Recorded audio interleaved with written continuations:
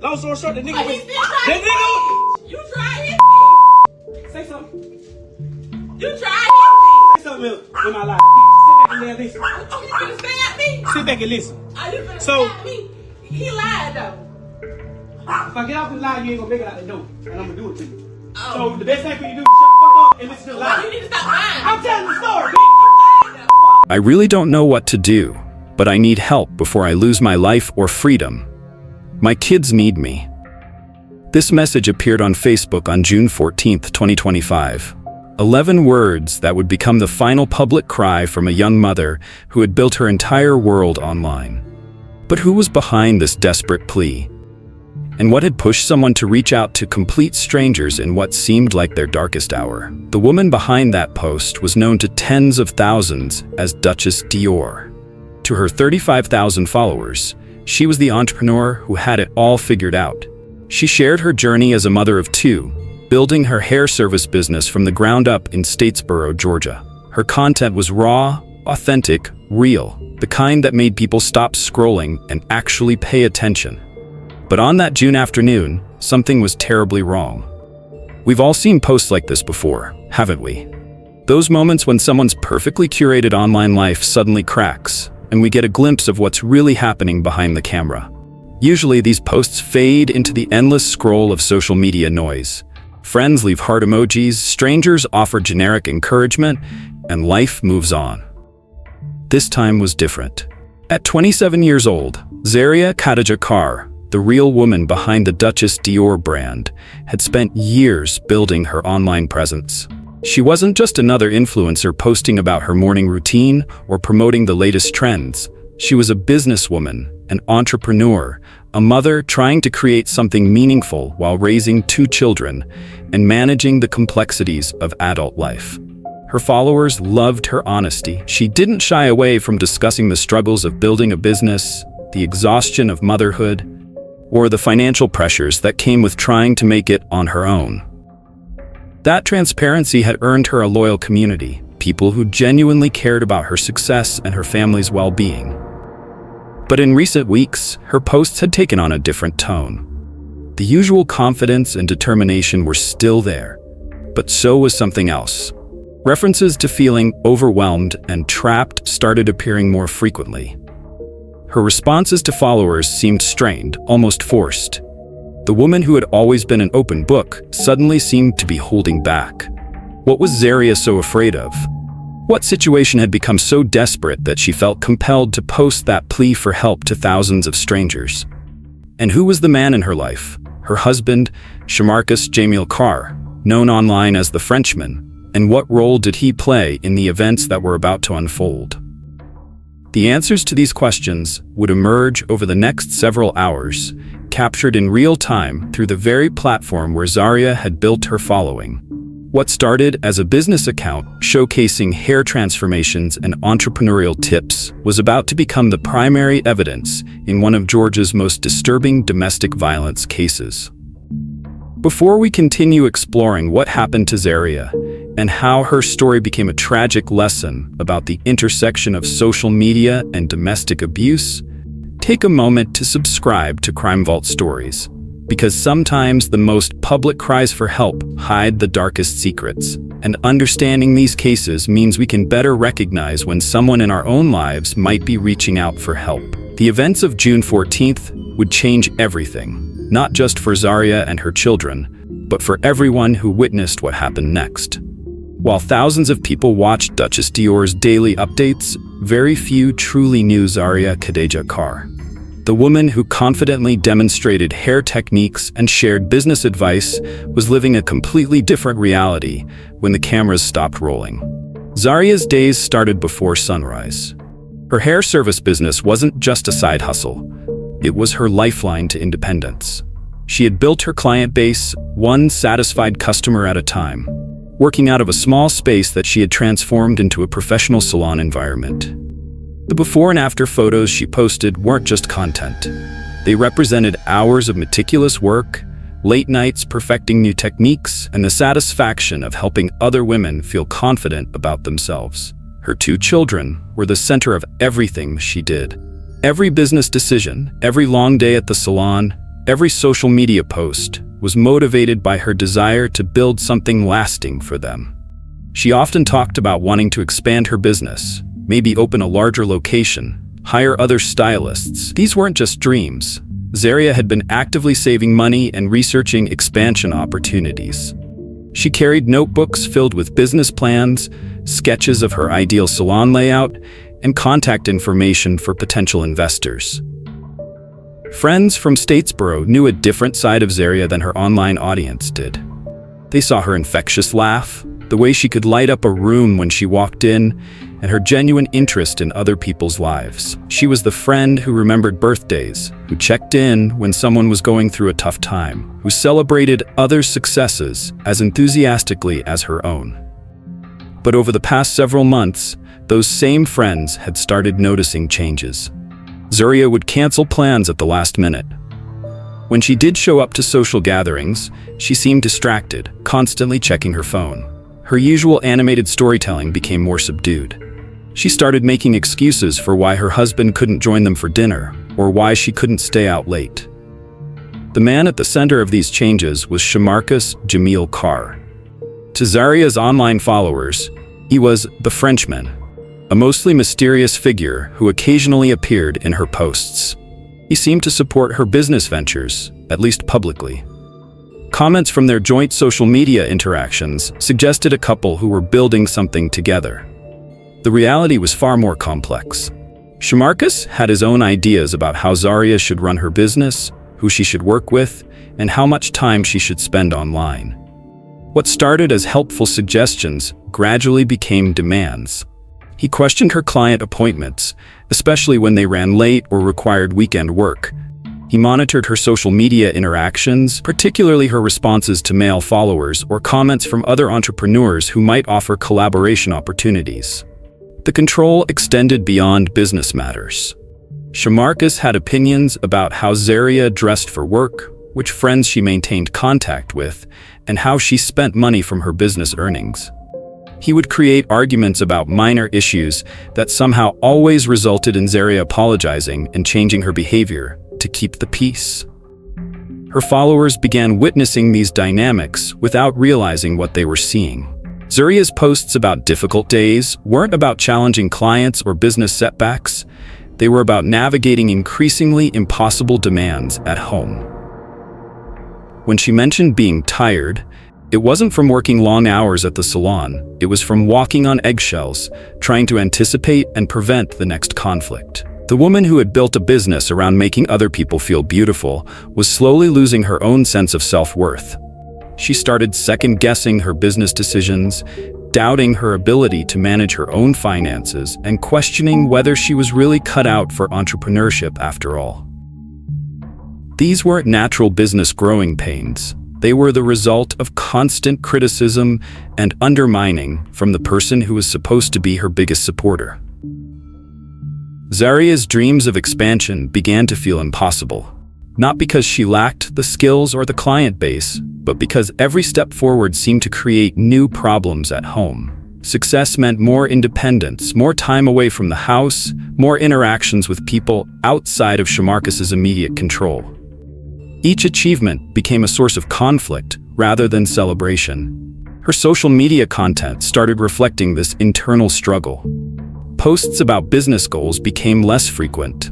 Updates about her children took on a more protective tone. She stopped sharing as many details about her daily routine or her plans for the future. The woman who had built her brand on transparency was learning to hide more and more of her reality. The transformation was subtle enough that most followers attributed any changes to normal life stresses. Single mothers running businesses face challenges.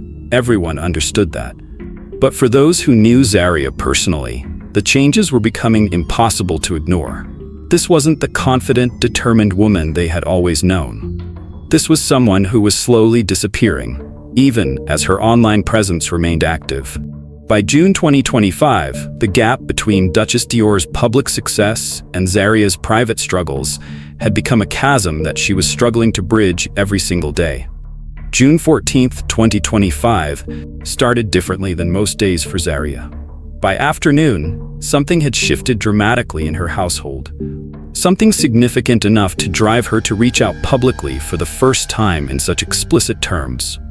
The Facebook post we saw earlier wasn't random. It came after a discovery that would change everything between Zaria and Shamarcus forever. That morning, Zaria had stumbled across something on Shamarcus's phone, something that revealed a betrayal she never expected. Text messages, photos, conversations that had been going on for months right under her nose. But this wasn't just any affair. The person Shamarcus had been secretly involved with was someone they both knew intimately, someone who had been in their home, around their children, someone who Zaria had trusted completely. His best friend. The revelation hit Zaria like a physical blow. This wasn't just infidelity. It was a violation of every relationship that mattered to her. The friend had been present at family gatherings, had eaten dinner at their table, had played with her children. Zaria had confided in this person about her business struggles, her hopes for the future, even some of her relationship concerns with Shamarcus. Now she understood why Shamarcus had been so supportive of this particular friendship, why he encouraged Zaria to spend time with this person, why he never seemed jealous or suspicious when they hung out together. He had been orchestrating opportunities for his secret relationship while using Zaria as unwitting cover. The confrontation that followed was explosive. Shamarcus didn't deny the affair once presented with the evidence. Instead, he became defensive, then aggressive. He accused Zaria of snooping, of violating his privacy, of being paranoid and controlling. He flipped the situation entirely, making her feel guilty for discovering his betrayal. But Zaria wasn't backing down this time. She had spent months questioning herself, doubting her instincts, apologizing for problems she didn't create. The affair with his best friend was the final proof that she had been living a lie. Every argument about her business, every restriction on her freedom, every moment of self-doubt had been orchestrated by someone who was actively deceiving her in the cruelest way possible. The argument escalated throughout the day. Shamarcus alternated between minimizing the affair, claiming it didn't mean anything, and blaming Zaria for driving him to it. He said she was too focused on her business, too independent, too unwilling to prioritize their relationship. The classic manipulator's playbook: make the victim responsible for the abuser's actions. By evening, Zaria had reached her limit. She had tried reasoning with him, tried demanding honesty, tried setting boundaries. Nothing worked. Shamarcus showed no remorse, no willingness to take responsibility, no recognition of how deeply he had hurt her. If anything, he seemed angry that she had discovered his secret rather than sorry that he had betrayed her. That's when Zaria made the decision that would seal both of their fates. She was going to tell her story publicly. She was going to expose what Shamarcus had done, not just to her, but to their entire social circle who knew his best friend. She was done protecting his reputation while he destroyed her sanity. She started a Facebook live stream. What happened next would be captured in real time for hundreds of viewers, creating a permanent record of the final moments of their toxic relationship.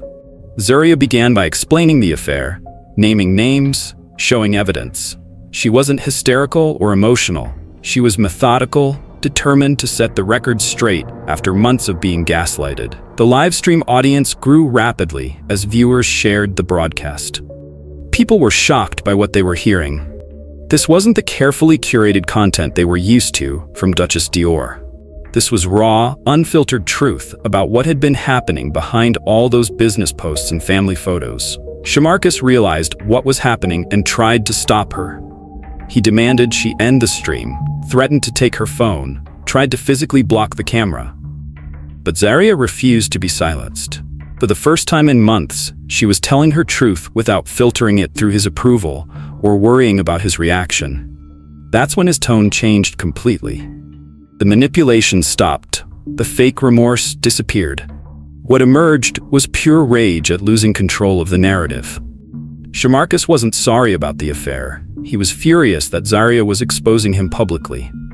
In front of hundreds of live viewers, Shamarcus made a threat that left no room for interpretation about his intentions. His words were clear, direct, and terrifying. "You're going to make me kill you." The viewers heard it. They witnessed the mask slip completely. They saw what Zaria had been living with behind closed doors. The stream continued for several more minutes, with Zaria trying to maintain her composure while Shamarcus's threats became increasingly explicit. Some viewers started calling local authorities, but the situation was escalating faster than help could arrive. The woman who had spent months hiding her reality was finally showing the world what she had been enduring, but the cost of that honesty was about to become devastatingly clear. This case forces us to confront uncomfortable questions about what we do when we witness someone's crisis in real time. How many people saw that Facebook live stream and recognized it as a genuine emergency? How many dismissed it as relationship drama that would blow over? When someone broadcasts their fear to the world, what's our responsibility as viewers? Subscribe to Crime Vault Stories because these questions matter, and because understanding these moments could mean the difference between life and death for someone in our own communities. The live stream ended abruptly. What happened in those next crucial hours would determine whether Zaria's courage in speaking out would save her life or cost her everything. The call came in at 9:17 p.m. Multiple reports of a domestic disturbance in Twin City, Georgia. Neighbors had heard shouting, then an abrupt silence that felt more ominous than the noise that preceded it. Some had witnessed the Facebook live stream and recognized the address. Others had simply heard the commotion through thin walls and open windows on what had been a typical summer evening. When officers arrived at the residence 13 minutes later, the house was eerily quiet. No sounds of argument, no movement visible through the windows, no response when they knocked and announced their presence. The contrast between the frantic energy neighbors had reported and the complete stillness they now encountered immediately put responding officers on high alert. Standard protocol required them to secure the scene before entry, but the silence felt wrong. This wasn't the aftermath of an argument that had burned itself out. This was something else entirely. The officers made the decision to enter the residence. What they found inside would haunt every person who responded that night. Zaria was unconscious on the living room floor. Her phone lay nearby, screen still glowing, showing the Facebook app was still open. The live stream had ended, but the evidence of what had transpired was written across the room in overturned furniture, scattered personal belongings, and the unmistakable signs of a violent struggle. Emergency medical services arrived within minutes of the officers' call for backup. Paramedics worked frantically to stabilize Zaria, but the damage was too severe. Despite their best efforts, she was pronounced dead at the scene. The vibrant entrepreneur who had spent years building her business and raising her children was gone, leaving behind a silence that would echo through the lives of everyone who knew her. The medical examiner would later confirm what the responding officers suspected immediately: Zaria had died from gunshot wounds. The woman who had begged for help on social media that afternoon, who had courageously exposed her husband's betrayal on live video, had paid the ultimate price for her honesty. But where was Shamarcus? A systematic search of the residence revealed he was nowhere to be found. His personal belongings were gone, suggesting he had packed quickly and deliberately before fleeing. More significantly, the couple's 2021 Dodge Challenger was missing from the driveway. The vehicle that neighbors remembered seeing earlier that evening had vanished, along with the man who had threatened to kill his wife in front of hundreds of witnesses. The realization hit investigators immediately. They weren't just dealing with a homicide anymore. They were looking at a suspect who had killed his wife and was now on the run, armed and desperate.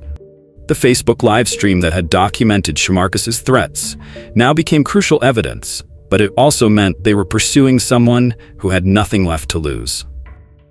Within hours, law enforcement agencies across Georgia were alerted. The Dodge Challenger's license plate information was distributed to every patrol officer, highway unit, and neighboring jurisdiction. This wasn't just a local manhunt. They were tracking a murder suspect who could be anywhere in the state by now, possibly heading for state lines or trying to disappear into a major metropolitan area. The Georgia Bureau of Investigation took over coordination of the search. The vehicle's GPS tracking system had been disabled, but investigators had other tools at their disposal. Traffic cameras, automatic license plate readers, and cell phone towers would all play a role in tracking Shamarcus's movements. The question was whether they could locate him before he had time to establish a more permanent hiding place. The first break came from an unexpected source. A gas station attendant in a small town about 40 miles south of Twin City reported seeing a vehicle matching the Challenger's description around 11 p.m.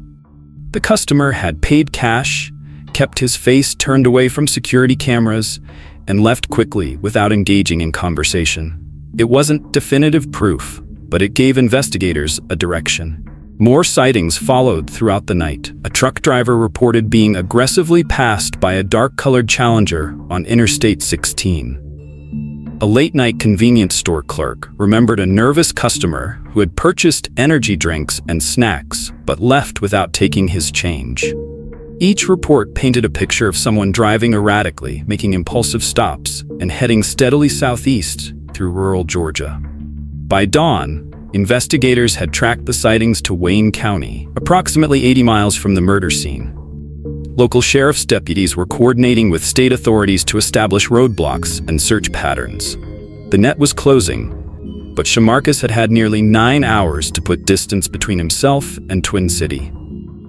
The pursuit was about to reach its climax on back roads that wound through pine forests and agricultural land, far from the social media world where this tragedy had begun. The man who had controlled and manipulated Zaria through months of psychological abuse, who had threatened her life in front of hundreds of online witnesses, was about to face the consequences of his actions. But cornering a desperate murder suspect is never predictable. The officers preparing to intercept the Challenger had no way of knowing whether they were dealing with someone ready to surrender or someone prepared to ensure this manhunt ended the same way the domestic violence had, in more bloodshed.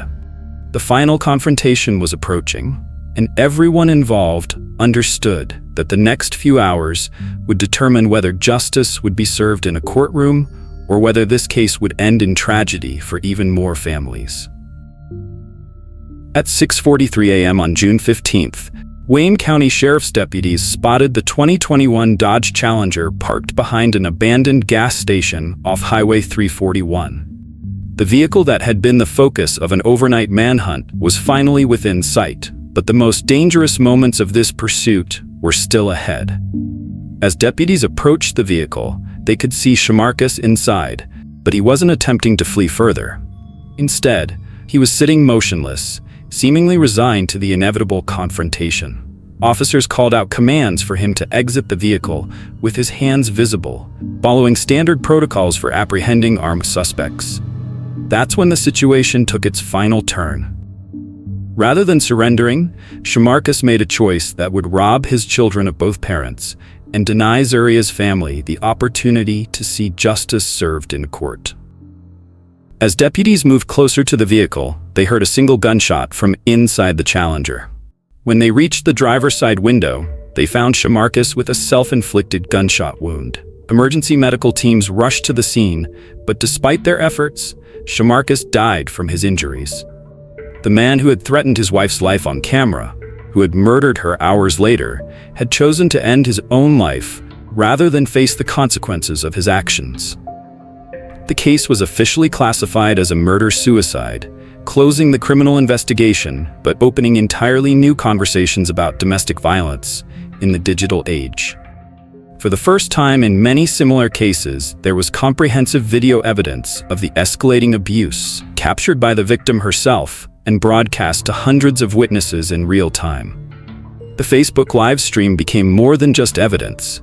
It became a teaching tool for law enforcement agencies, domestic violence advocates, and social media platforms trying to understand how technology intersects with intimate partner violence. Zaria's decision to broadcast her final confrontation had created an unprecedented record of how quickly verbal threats can escalate to lethal violence. But the most heartbreaking aspect of this case wasn't found in police reports or legal classifications. Zaria's 2 children, the ones she had mentioned in her desperate plea for help, were now orphans. The business she had built to secure their future, the social media following she had cultivated to create opportunities for their family. The courage she had shown in exposing the truth.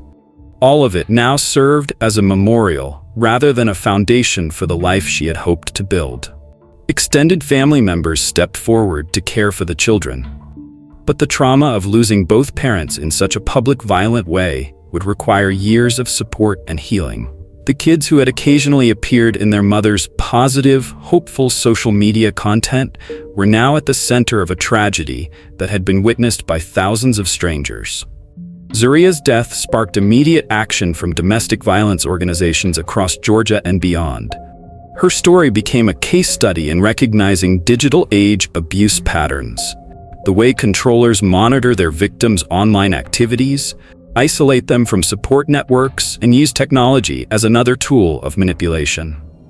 The case also raised difficult questions about bystander intervention in the social media era. Hundreds of people had witnessed the Facebook Live confrontation in real time. Some had called authorities, but others had simply watched, uncertain whether what they were seeing was real crisis or performative drama. The incident forced communities to grapple with their responsibilities when someone's private crisis becomes public content.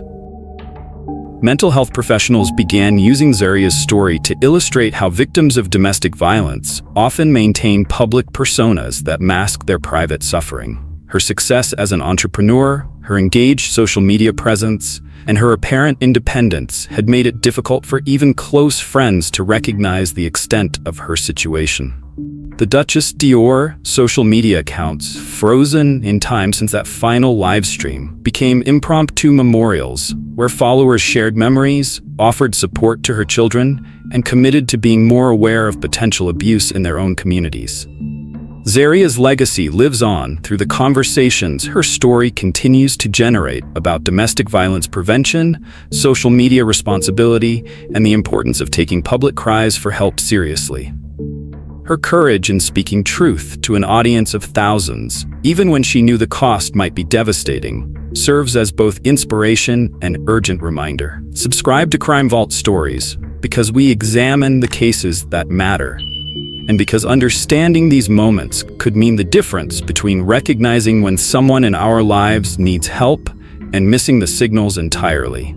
Sometimes the most important stories are the ones that teach us to see what's hiding in plain sight.